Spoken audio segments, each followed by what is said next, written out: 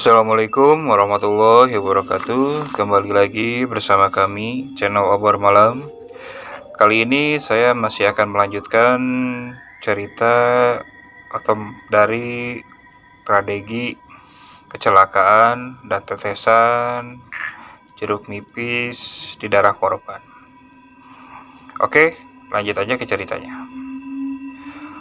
Paris semakin ketakutan dengan suara yang dia dengar dari luar kamarnya. Dan sepertinya suara itu semakin mendekat hingga tepat di depan pintu kamarnya. Paris membaringkan badannya sambil melihat pintu kamarnya. Kali saja sosok itu membuka pintu kamarnya. Dan suara tangis dan rintihan itu terdengar berulang-ulang.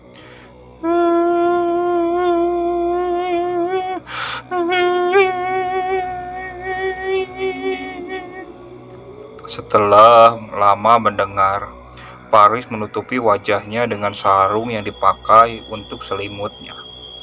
Hingga berakhir ketika jam 3 pagi. Dan Paris pun bisa tertidur. Singkat cerita, jam 5 pagi, Eka terbangun dan hendak melakukan sholat subuh. Dia melihat Paris yang tertidur seperti kelihatan ketakutan. Wajahnya ditutupi dengan sarung yang dipakainya, dan tidurnya menyamping dengan Tio yang masih terlelap.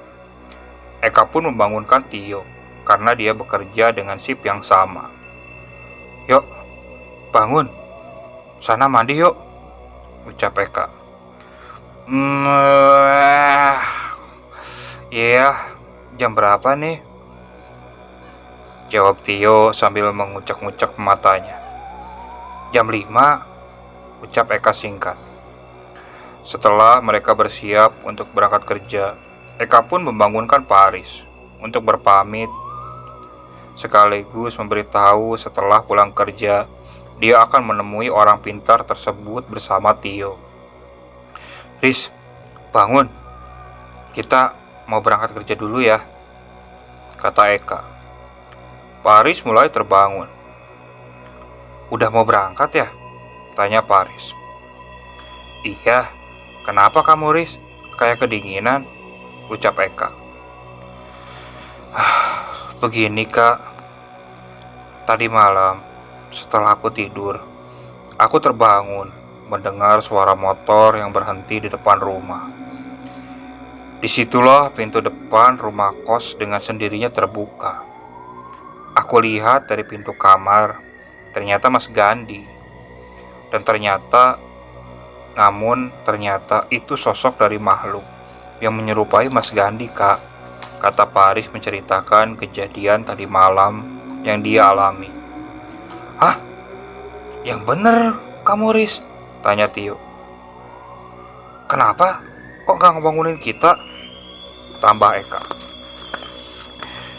"Iya, kita juga penasaran dengan wujud sosok makhluk itu," imbuh Tio. "Aku gak enak, kalian sudah tertidur lelap," jawab Paris. "Terus gimana, Riz?" tanya Eka penasaran. "Setelah itu aku sapa sosok yang menyerupai Mas Gandhi itu. Dia hanya menoleh kepadaku tanpa mengucapkan kata. Aku menjadi sangsi kalau itu sosok Mas Gandhi yang sebenarnya. Mengingat tadi sore sosok itu menyerupai kamu, Kak. Dan ternyata benar dugaanku, Kak," ucap Paris. "Nanti kalau terjadi apa-apa lagi, kita bangunin, Riz. Gue juga penasaran," ucap Tio. "Nanti malam aku nginep di sini lagi kok," tambahnya. "Ada lagi yo." Setelah beberapa menit kemudian, sosok dari suara itu tidak membuka pintu kamar dari Mas Gandhi. Dan sosok itu memanggil-manggil diriku dan meminta tolong seperti mengajakku untuk keluar. Namun tak berapa lama kemudian, Mas Gandhi yang sebenarnya datang, kata Paris. Teror itu terus berlanjut. Ketika Mas Gandhi sudah tidur, suara tangis itu dan suara wanita perih kesakitan itu terus berkumandang, ucap Paris sambil menundukkan wajahnya. Ya sudah, aku sama Tio berangkat dulu. Kita juga mau ke orang pintar itu habis pulang kerja. Kamu nanti jam 10 setelah pulang kerja, diam di rumah aja. Jangan keluar sebelum kita datang, ucap Eka. Paris menuruti ucapan dari Eka tentang berdiam di kamar, karena temannya itu mengkhawatirkan keadaannya jika terjadi sesuatu dengan dirinya. Dan Paris pun melanjutkan tidurnya, karena tadi malam terlalu capek dengan teror yang dihadapi oleh dirinya. Dia mengingat kata terakhir dari Eka yang mengkhawatirkan dirinya untuk jangan keluar sebelum kita datang. Siang pun berlalu. Paris mulai berangkat kerja seperti biasanya, karena Eka dan Tio mampir dulu ke orang pintar yang kemudian mungkin bisa menangkal kejadian yang dialami oleh Paris. Paris bersiap untuk berangkat kerja. Dia berharap ketika dia pulang, Eka dan Tio sudah berada di dalam kos dan membawa kabar baik untuk dirinya. Jam 10 malam, waktunya Paris pulang kerja. Karena Eka dan Tio membantu dirinya, maka dia pun mencari makan untuk mereka berdua. Sekedar ucapan rasa terima kasih kepada temannya yang sudah mau membantunya. Sembari berharap bahwa Eka dan Tio sudah berada di rumah menyambutnya pulang. Setelah setengah jam kemudian, Paris pulang dengan membawa 3 bungkus nasi yang dibawa untuk dimakan bersama dengan kedua temannya. Dia membuka pintu kamar kos, dan ternyata Eka dan Tio belum pulang. Akhirnya dia menyempatkan untuk mandi dulu. Sementara Mas Gandhi tak terlihat di kamar kosnya. Dia pikir mungkin masih di keluarganya. Sementara cuaca makin gerimis. Paris mulai pesimis dengan Tio dan Eka, karena pastilah mereka datang agak terlambat. Sementara di tempat lain, Tio dan Eko sudah menemui orang pintar itu. Dan orang pintar itu bermaksud untuk datang di kosannya besok sore. Dan Eka disuruh membuatkan air dari daun pepaya untuk disiramkan di lokasi kejadian saat tewasnya korban itu. Kalian bikinlah air dari daun pepaya dan suruh teman kamu yang menyiramnya di tempat kejadian itu, ucap orang pintar itu. Iya pak, nanti kita lakukan, ucap Tio. Baiklah pak, nanti biar teman saya yang jemput bapak untuk datang ke sana besok, ucap Eka sambil memandang Tio untuk mengantar orang pintar itu ke tempat kos Paris. Kalau begitu kita permisi dulu ya pak, ucap Tio sambil berdiri meninggalkan orang pintar itu. Mereka pun beranjak meninggalkan rumah orang pintar itu dan segera menuju kosan. Karena Eka khawatir dengan keadaan Paris. Secara dia adalah teman sekota dengan dirinya dan sudah kenal sejak SMP. Lalu Tio pun memetik daun pepaya yang ada di sekitar depan rumahnya untuk dibawa ke kosan. Bagaimana kak? Hujannya kayak gini. Apa kita terjang aja biar cepat pulang? Ucap Tio. Eka terdiam sambil melihat hujan dan gelapnya malam di sekitarnya. Dan Eka tak bisa mengabari Paris karena pada waktu itu memang belum ada handphone. Kita tunggu aja, hujan sedikit reda dulu yuk. Kita juga sudah bilang kok sama Paris kalau nggak boleh keluar dari kos sebelum kita datang. Kalaupun dia dihantui di kosannya, kan ada Mas Gandhi juga yang kemarin udah pulang, ucap Eka. Jadi kalau ada apa-apa dengan Paris, ada Mas Gandhi yang di rumah yang mungkin bisa membantu, tambahnya. Ya sudahlah, ucap Tio. Setelah setengah jam kemudian, hujan sudah mulai agak reda. Udah sedikit reda yuk. Ayo kita pulang, ucap Eka. Mereka pun berjalan pulang. dengan menaiki sepeda motor menuju kosan Paris, berharap tidak terjadi apa-apa dengan Paris dan dengan air dari daun pepaya itu bisa sedikit meredakan teror yang dialami oleh Paris. Beberapa jam kemudian, Eka dan Tio sudah sampai di tempat kosnya. Eka pamit untuk langsung ke kamar kecil dulu sebelum masuk ke kamar kosnya. Dia menoleh ke kamar kosnya sambil berlari menahan kencing. Tio sempat melihat ada keramaian beberapa orang yang terlihat dari arah rel. Tapi dia segera masuk menuju kamar kos. Kok lampu kamar sudah nyala ya? Tapi Paris nggak ada. Dalam hati Eka menuju ke kamar mandi. Dan gak lama kemudian, Kak, kok Paris nggak ada di kamar? Teriak Tio di depan pintu kamar mandi. Eka langsung membuka pintu kamar mandi dan segera menuju kamar kosnya. Di mana dia? Tanya Eka. Ada nasi bungkus. Apa dia beli minum dulu ya? Ucap Tio. Gak tahu juga. Coba cek di kamar Mas Gandhi. Ucap Eka. Duh, dikunci dari luar, Kak. Jawab Tio. Ya sudah, kita tunggu aja. Kali aja dia sama Mas Gandhi membeli air minum atau keluar sebentar, harap Eka. Setelah beberapa menit kemudian, Paris tak kunjung pulang ke kosannya. Eka mulai khawatir dengan keadaan yang dialami di dirinya. Kok nggak datang juga ya? Di mana dia? Ucap Eka. Coba kita keluar. Cari, siapa tahu dia ada di warung, tambahnya.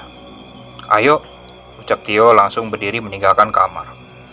Sementara banyak kerumunan warga yang terlihat di sekitar rel kereta api. Eka dan Tio masih fokus untuk mencari Paris. Karena dia pikir pasti Paris pergi ke warung untuk membeli sesuatu. Warungnya tutup, Kak, ucap Tio. Hah? Iya. Apa Paris sama Mas Gandhi kali ya? Ucap Eka. Mungkin aja, Kak, jawab Tio. Kak, banyak kerumunan warga di sana, ucap Tio. Ada apa ya? Coba tanya yuk, kata Eka. Setelah mereka berjalan ke arah rel kereta api, mereka mendengar dari pembicaraan warga. Itu ada orang tertabrak kereta. Hah? Siapa, Kak? Ucap Tio. Eka dengan berlari mencoba mencari tahu siapa di balik sosok yang tewas itu. Dengan membuka beberapa bagian yang sudah ditutupi oleh koran. Dan ternyata Paris, yo, ucap Eka sambil menangis.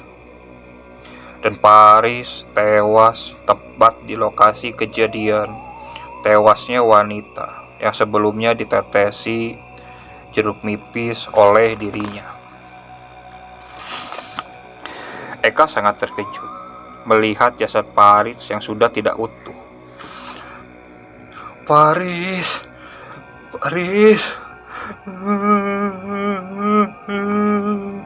ucap Eka sambil menangis. Kenapa kok kamu bisa sampai ke sini, Riz? Tambah Eka yang berseduh-seduh. Sementara Tio diam tak percaya bahwa temannya sendiri yang menjadi korban kecelakaan itu.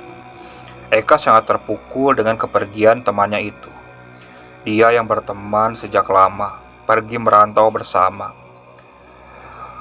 Hanya bisa menangis melihat keadaan Paris seperti itu. Yuk, kamu ke kosan duluan, rapihin barang-barang Paris, ucap Eka yang terseduh-seduh dengan kejadian itu. Iya, Kak, ucap Tio dengan sedih. Akhirnya Eka ikut bersama warga ke rumah sakit untuk dikremasi jasadnya. Sementara Tio merapikan barang-barang yang dimiliki oleh Paris di kamar kosnya. Kenapa kamu bisa sampai malam-malam ke sana, Riz? Bukannya kita udah bilang kalau nggak usah pergi keluar sebelum kita datang, ucap Paris sambil merapikan barang-barang yang ada di kamar kos Paris. Ucapan dari Tio itu terdengar oleh sang pemilik kamar kos. Sementara itu, sang pemilik kos terdiam gak percaya dengan keadaan yang dialami oleh Paris. Dia belum bisa bicara apapun karena masih gak percaya dengan keadaan yang dialami oleh Paris. Terakhir bertemu dengan dia adalah pas waktu berangkat kerja. Dan sebelumnya pas Paris dihantui sosok wanita korban kecelakaan ketika mati lampu. Setelah merapikan barang-barangnya, Tio mulai ke kamar Eka, mencari barang-barang yang dimiliki oleh Eka. Ada nasi bungkus, handuk masih basah. Mungkin aja Mbak Harti tahu kapan Paris beli nasi di sini. Dalam hati Tio berbicara. Mungkin aja Paris sempat mandi dulu setelah pulang kerja. Dalam hatinya ditambahkan. Setelah beberapa jam kemudian, Mas Gandhi datang penuh dengan tanda tanya. Apa yang terjadi, yuk? Tanya Mas Gandhi. Paris, Mas. Paris, Mas. Jawab Tio mulai menangis. Paris udah meninggal karena kecelakaan tadi, Mas. Jawab Tio. Hah? Mas Gandhi yang kaget gak percaya. Bener ucapanmu, yuk? Tanya Mas Gandhi. Iya, Mas. Paris tewas tertabrak kereta api, Mas. Jawab Tio. Setelah beberapa lama, Eka datang dengan para warga yang mengantar jasad Paris. Eka pun langsung ke dalam kosnya dan memastikan barang-barang milik Paris sudah dikemasi. Kedatangan Eka disambut pemilik kos dan Tio yang terlihat sedih, serta Mas Gandhi yang kelihatan menenangkan mereka. Gimana, Mas? Tanya pemilik kos. Eka masih menunduk sedih. Bagaimana dia menyampaikan kejadian ini ke keluarganya Paris. Udah, ini minum dulu, Kak, ucap Mas Gandhi. Kok bisa ya sampai gak habis pikir Paris meninggal kayak gini, ucap Eka. Udah, ikhlasin aja, Kak, ucap Mas Gandhi. Kenapa kok gak aku aja yang kesana sendirian ke orang pintar itu, dan kamu bisa jagain Paris, Kak, ucap Tio menyesali kejadian karena meninggalkan Paris sendirian di kosan. Sudah, gak usah disesalin. Semua ini udah terjadi. Mungkin ini udah saat takdirnya, ucap Mas Gandhi. Iya, ikhlasin aja kepergiannya, Mas Eka. Kalau begitu saya tinggal dulu ya. Mas Gandhi temani ya, ucap pemilik kos yang pergi meninggalkan mereka. Kemudian Eka berdiri dan menuju ke kamar Paris. Eka masih terngiang sosok Paris ketika masih hidup. Disitulah timbul dugaan dari Eka. Ini bukannya handuk Paris, yuk, ucap Eka. Iya, Kak, kelihatannya masih basah, jawab Tio. Mungkin aja dia mandi setelah pulang kerja dan membeli makan buat kita, ucap Eka sambil memandang nasi bungkus yang dibeli Paris. Yuk, bukannya kita sudah ngomong ya sama Paris kalau nggak boleh keluar kecuali kalau kita udah datang, ucap Eka. Iya ya, Kak. Terus apa sih yang bikin si Paris keluar? Jawab Tio. Sementara Mas Gandhi kebingungan dengan obrolan dari Eka dan Tio. Mas Gandhi masih diam dengan keadaan itu. Kemarin sosoknya menyerupai Mas Gandhi dan aku, yo. Apa sosoknya menjadi menyerupai kita berdua ya? Ucap Eka. Mas Gandhi pun mulai angkat bicara. Sebenarnya apa sih yang terjadi dengan kalian? Ucap Mas Gandhi. Akhirnya Eka menceritakan tentang kejadian yang sebenarnya, tentang perbuatan yang dialami oleh Paris dan kejadian yang dialaminya. Eka juga mengatakan kalau sosoknya juga pernah menyerupai dirinya dan Mas Gandhi. Hah? Apa pas tadi malam aku datang itu kali ya? Ucap Mas Gandhi. Iya mas, dia sempat cerita dan aku pikir tadi itu Paris keluar sama Mas Gandhi, ucap Eka. Terus bagaimana bisa Paris ada di sana? Kan aneh, tanya Mas Gandhi. Aku juga nggak tahu mas. Dugaan aku mungkin sosok itu muncul menyerupai kita mas. Soalnya yang terjadi 2 hari kemarin seperti itu, jawab Eka. Tio yang terdiam dengan percakapan antara Mas Gandhi dan Eka mulai sedikit tenang. Apa mungkin Paris bunuh diri kak? Ucap Tio. Aku nggak yakin yo. Dia aja sempat membelikan nasi untuk kita. Jelas saja nggak mungkin. Malam itu mereka bertiga ngobrol sampai pagi menjelang subuh. Mereka tidak merasakan kantuk karena dengan meninggalnya Paris membuat mereka shock dan seakan nggak percaya.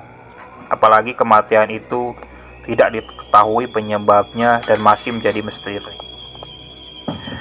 Besok aku ikut ambulan untuk mengantar jenazah Paris yuk, ucap Eka. Ya sudah, aku coba hubungi orang pintar itu untuk ngabari bahwa Paris sudah meninggal, ucap Tio. Terus bagaimana dengan kematian Paris itu? Tanya Mas Gandhi lagi. Coba besok kamu ke tempat warung itu yuk. Dengan siapa Paris membeli makan? Ucap Eka. Aku yang ke sana, ucap Mas Gandhi. Paginya Eka bersiap mengantarkan jenazah Paris ke kotanya. Dan Mas Gandhi mencari tahu dengan siapa Paris membeli nasi itu. Serta Tio pergi menggambari kepada orang pintar itu perihal meninggalnya Paris. Mas Gandhi mencari tahu dengan siapa Paris membeli nasi di warung Mbah Harti. Warung langganan Paris membeli nasi sehabis dan sebelum berangkat kerja. Sesampainya Tio di warung. Mbak, maaf, saya mau tanya. Kemarin almarhum sebelum meninggal sempat beli nasi di sini kan? Tanya Mas Gandhi sambil meminta sarapan waktu itu. Iya mas, kenapa ya? Jawab Mbak Harti penjual nasi. Sama siapa almarhum membeli nasi mbak? Tanya Mas Gandhi. Dia sendirian kok. Dan dia pembeli terakhir di warung saya mas, jawab Mbak Harti penjual nasi itu. Kasihan ya mas, padahal dia nampak senyumnya berbeda dengan sebelumnya yang cenderung jadi terdiam akhir-akhir ini, tambah Mbak Harti. Mas Gandhi sejenak terdiam, mencerna dari perkataan Mbak Harti penjual nasi itu. Kemungkinan memang Paris kerel itu sendirian tanpa ada yang menemani. Pak, waktu almarhum ke arah rel, apa Mbak melihatnya? Tanya Mas Gandhi. Waktu almarhum pulang, saya langsung tutup warung mas. Gak sempet tuh lihat almarhum ke arah rel, jawab Mbak Harti. Oh ya sudah, Mbak, berapa ini makanan saya? Ucap Mas Gandhi sambil membayar sarapannya. Duh, berarti memang Paris kerel sendirian ya. Terus apa yang mau dilakukannya? Pertanyaan dalam hati Mas Gandhi. Sementara di sisi lain, Tio menuju ke rumah orang pintar itu untuk mengabari bahwa Paris sudah meninggal dunia. Dan rencana menyiram air dari daun pepaya akhirnya tak bisa dilakukan karena Paris sudah meninggal. Termasuk mengantar orang pintar itu ke kosan Paris yang katanya ingin memindahkan makhluk halus dari kosannya. Maaf pak, teman kita sudah meninggal tadi malam, ucap Tio. Innalillahi, karena apa? Tanya orang pintar itu. Dia meninggal karena tertabrak kereta pak, jawab Tio. Sejenak orang pintar itu terdiam sambil menghela napas. Jadi kita nggak bisa ngajak bapak ke kosan Paris, tambah Tio. Setelah beberapa jam ngobrol dengan orang pintar itu, Tio pun berniat untuk pamit pulang dan istirahat di rumah karena kecapean sebab tadi malam dia bergadang. Tunggu mas, nanti kalau teman yang satunya pulang, Mas kesini lagi dengan teman Mas yang kemarin, ucap orang pintar itu. Oh iya Pak, nanti saya kesini lagi sama teman saya, ucap Tio sambil berdiri meninggalkan rumah. Dengan penasaran, Tio mulai pergi meninggalkan rumah orang pintar tersebut dan segera kembali ke rumahnya. Tio masih saja tidak percaya bahwa Pak Aris sudah pergi meninggalkannya. Orang yang kemarin tidur bersamanya sudah tiada di saat ketakutannya melawan sosok penampakan yang diakibatkan oleh dirinya sendiri. Sorenya, Tio menemui Mas Gandhi untuk mengetahui penyebab tewasnya Pak Aris dan dengan siapa dia membeli nasi itu. Dan ternyata Tio tidak mengetahui sebab dari tewasnya Pak Aris. Ini sangat aneh. Sangat aneh, yo. Bagaimana mungkin orang penurut seperti Pak Aris kesana sendirian? Ucap Mas Gandhi. Yo, banyak warga juga yang mengatakan kalau Pak Aris itu bunuh diri, tambahnya. Gak mungkin, Mas. Dia itu sangat takut, Mas, dengan sosok yang dilihatnya. Apalagi dia mendekati tempat kejadian makhluk itu kecelakaan, kata Tio memastikan. Terus bagaimana bisa dia berangkat ke sana sendirian malam-malam? Tanya Mas Gandhi. Tio hanya bisa diam dengan pertanyaan Mas Gandhi. Dia tidak menemukan jawaban dari pertanyaan itu, karena dia sendiri mempunyai pertanyaan yang sama dengan Mas Gandhi tentang bagaimana Pak Aris bisa tewas di sana. Ya sudah Mas, mungkin aja jawaban dari Eka benar juga tentang sosok penampakan itu yang menyerupai aku sama Eka dan terus mengajak Mas Paris ke rel. Padahal kan kita sudah bilang sebelumnya dengan Paris kalau tidak boleh keluar sebelum kita datang.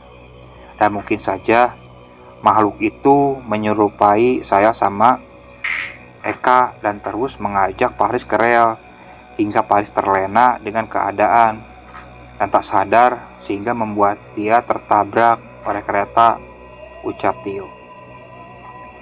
Oke, sekian untuk cerita kali ini dan masih akan disambung oleh video selanjutnya. Tetap ikuti channel Obor Malam. Mohon maaf apabila masih banyak kesalahan dalam pembawaan cerita. Kritikan dan sarannya sangat kami tunggu. Oke, assalamualaikum warahmatullahi wabarakatuh.